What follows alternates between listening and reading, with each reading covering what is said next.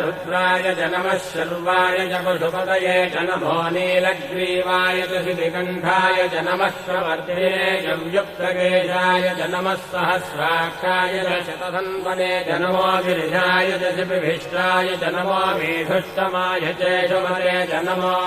ह्रस्वाय च वामनाय च नमो बृहते च वर्षीयते च नमो वृद्धाय च संवृद्धने च नमो अग्र्याय च प्रथमाय च नम आशवे जिगाय च नमः शीघ्रियाय च शीघ्राय च नम ऊन्याय चावस्वन्याय च नमः स्रोतस्याय च द्वीत्याय च नमो